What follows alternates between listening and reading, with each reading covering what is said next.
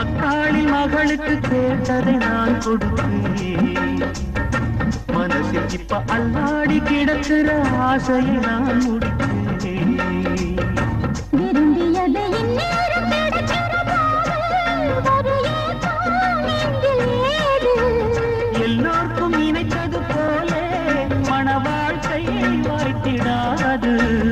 எப்போதும் ஒருவனை எண்ணி தவித்தேன். இப்போது நான் அதை கண்டுபிடித்தேன். வெற்றி மேளம் கேட்கும் நேரம் கூட மாமனோட. இந்த மாமனோட மனசு மல்லியப்ப போலே பொன்னானது.